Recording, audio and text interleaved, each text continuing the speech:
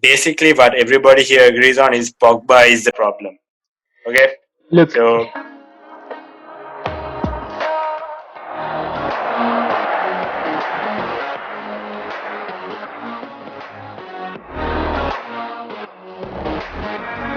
Ceylon Pass.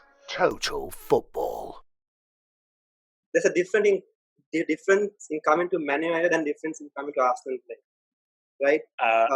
You can at this point, definitely. when they did come in, Arsenal were aiming for top 4 position. That's what their target was, top four. And they were getting trolled for finishing 4th place. And as the three of you all said, next season, you all would be happy to finish 4th. No, so I think at this point, the levels have switched up.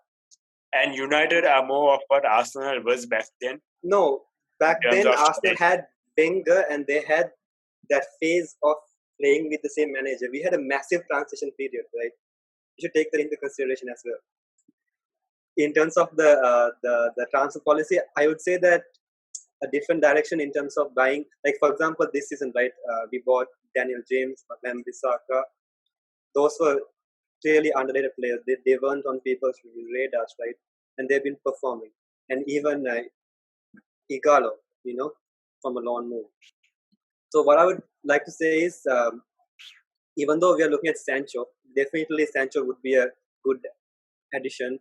But go for these underrated players who are not big name signings, because with big name signings, there are lots of expectations coming to Man United. I think before focusing on players, I think we should really get a football director. I think that should be our main focus, because our last season I was happy with the transfers. I really was, but this season, sorry, not last season. But is it going to be a one-off? Are they going to try and compete and just start buying big names again? So I don't know how much of a say Ole has in the with transfers. If he does have a lot of say, then great. But I don't know about that, since it Fernandes was a good buy. So I'm pretty happy with the team as it is right now. Get rid of Pogba. Completely agree. I completely agree with that. So where do you think you'll place then? I honestly top 4 isn't my priority. It's not my priority, honestly. My priority is you be consistent and you move forward. You build a project or something like that. It doesn't matter if we place top 4. It's the next season, after all that, you just drop off again. So if you build a consistent project and you place top 6, I'm okay with that, as long as it's a consistent improvement from this season. Because you said, everyone else said, all the other teams are going to be strengthening their projects, and you don't know what their transfer situation is going to be like. So for United themselves, if they build upon what they did this season and improve their consistency themselves without comparing it to the teams on top, that's enough for me, honestly. So personally, I see you all finishing 5th next season. I think there's potential for you all to finish 3rd. I think there's potential. If you all get good signings in, I think there's potential to finish 3rd. But I also think there's potential to finish 7th. I think what will happen is, more or less, Pogba will stay. Hopefully Sancho does come in, but that will be tough as well. And maybe a few signings here and then. Should see how it goes. I think 5th is the most realistic position I can think for you all right now. Because whether you get Champions League football or Europa League football, I think that will definitely take its effort on you, its toll on you. So I think 5th is what I'm going for.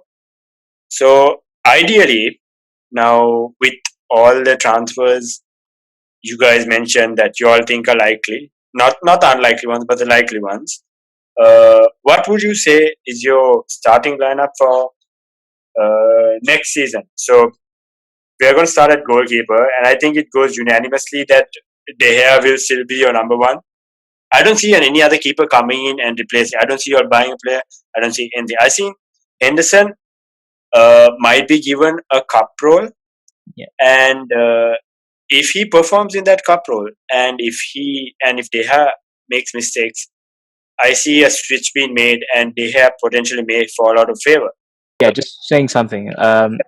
This is a controversial opinion, but I think right now the best centre back we have in that team is Eric Bailly. But the only problem is that he as AK mentioned, he is he goes into the odd tackle and gets the odd red card and stuff. And I think that is no longer needed because of the very high defensive rate that Ambisaka is putting up right now. So what I can see what has happened this season is that Maguire and Lindelof have been that two stable centre backs at the back where you can De Gea has looked for the pass, the first ball or the through ball through to start off the attack. So I think right now Maguire and Lindelof will potentially start as that pairing instead of having a roaming centre back who like always wants to tackle all the time. So because we have Wan-Bissaka providing that solid backline. From when Lindelof started, he had like a really good run, but I feel like he's not as good as he used to be. He's a bit shakier now, and I'd like to see him improve on that. I also think that they need to be like more assertive in their roles. I feel like your backline, you need like a strong leader, and I don't see anyone like taking that strong leader position. Nobody's like asserting themselves and being as like even De Gea. I think he really needs to like assert himself more. So I feel like there should be like establish like a strong leader in that role, and if one of those two centre backs can do that and like become more assertive, then great. But I don't think Bailly is assertive, but like I said, he's very injury prone, so that's not something you can rely on. With regard to left back, unanimously, does Luke Shaw take the starting spot, or has Brandon Williams done enough this season to take it? Luke Shaw. No, not yet. I'll go with Luke Shaw. Yeah. Okay, so I guess we're all in agreement with Luke Shaw then. I feel majority of the time Bruno Fernandes is probably going to start as your key attacking midfielder. Are we all in agreement there? Can we put him in as a starting 11 candidate? Going with Bruno Fernandes? Cool. Pogba and Matic. Okay. I think it's clear cut for Pogba. I don't think McTominay or Fred will displace Pogba for both of them to play. I don't think it makes sense either.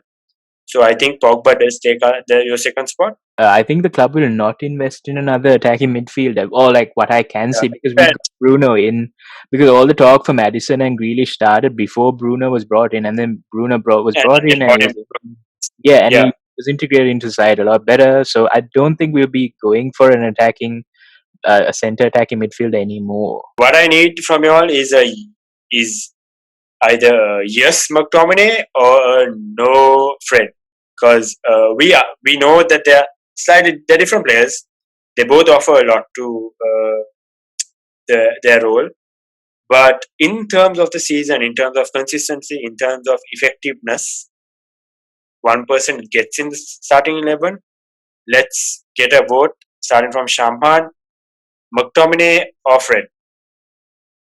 Shamhan. McTominay. Yeah, McTominay. That's McTominay. I know. Yes. AK, McTominay or Fred? You have the chance to make it interesting. Okay. And Dulana McTominay, I guess. McTominay. And unanimously, McTominay is slightly better and slightly more effective for the team. On to forwards. So we're going to go with a left wing striker and a right wing. Okay. Look, the thing is, like, what we've seen this season as well, when in the instances where they've both played together, is that they alternate that role, right? Where you can see Rashford loves to cut in from the left and take shots, and that is one of his strong points. But also Martial likes to run at players, so that alternation is very that alternative playing is very important to the way Solskjaer has the structure of United in his mind. So that has also yielded a lot of good results to us as well, where the third attacker is usually a left mid or a left winger who creates play from be it Mata or be it Dan and James. And so it will be, I don't think we should focus on whether who will play left wing and strike. I think as long as they're both in that position, it'll be fine. Now, this is the final position in right wing. Who do you think is going to start at your right wing? Daniel James, if Sancho Greenwood, comes, he'll be Sancho. If we get Sancho, it will be Sancho, or it's going to be switch up between James and Mason Greenwood, because James usually he tends to get tired faster. So, and we have been playing Mason Greenwood like later into the game where he has won games for us as well. So I think it will be a switch up between Daniel James and Mason Greenwood. Personally, I think potentially Mason Greenwood will definitely take up that right wing spot over Daniel James next season. I think he's maturing quite well. He potentially has a chance to come in and be rested by Daniel James. But right now, I'm going to go one by one. I need a name. Okay.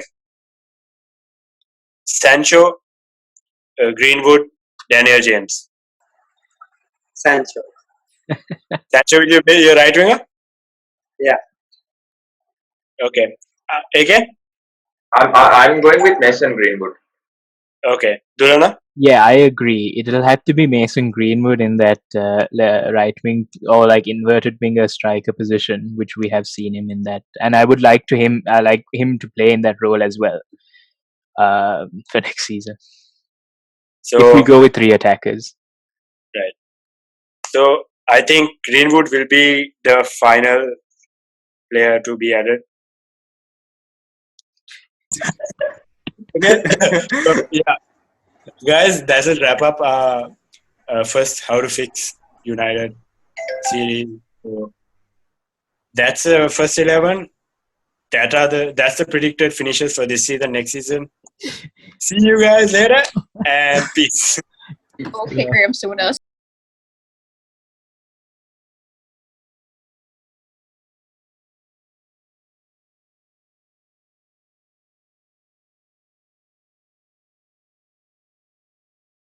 Pass. Total football.